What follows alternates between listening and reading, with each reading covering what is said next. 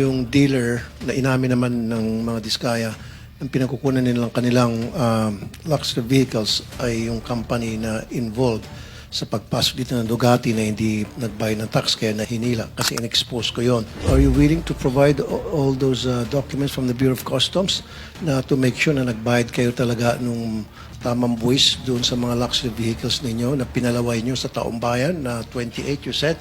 And also, Mr. Chair, siguro patawag na natin yung Bureau of Customs kasi malay mo, meron nga korupsyon doon sa mga project nila. Pati ba naman sa pagbayad ng buwis, lulukuhin pa tayo. So baka meron tayong mahila doon. Are you willing? Yes po.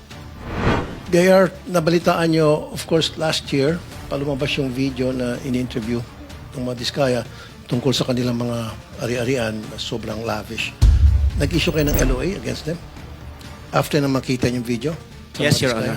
There was a letter of authority. Ano pong lumitaw doon sa result? It is still an ongoing investigation, Your Honor. 1 year ago pa? I think the LOA was issued for early Kaya nga, 2025. bakit ang tagal? Samantalang pag nag-issue ka ng LOA sa mga Chinese, sa mga beer houses, in 2 weeks na natatapos agad. Siyempre, nagkakaroon ng under the table. So bakit dito ang tagal? There's we observe some procedure. No, hindi acceptable yan. Marami akong kaibigan ng mga businessmen, mga Chinese karamihan, na nagsusumbong sa akin.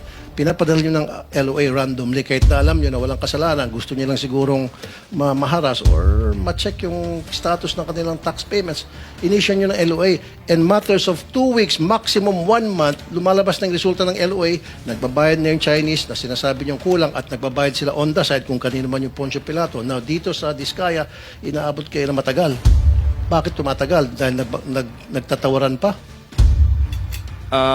Most of this time that will consume, Your Honor, is gathering of some documents from third-party sources verifying the initial information gathered. No, you don't gather documents.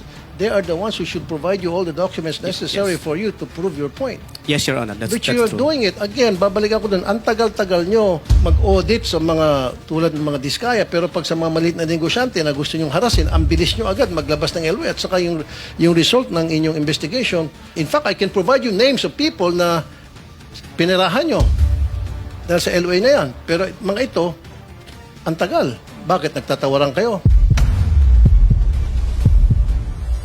Gusto ko next time, lahat ng mga contractors na na-issue nyo ng LOA, even DPWH officials, ilabas nyo na agad yung resulta. Huwag nang patagalin pa. Huwag nang mag-antay pa kayo ng or something.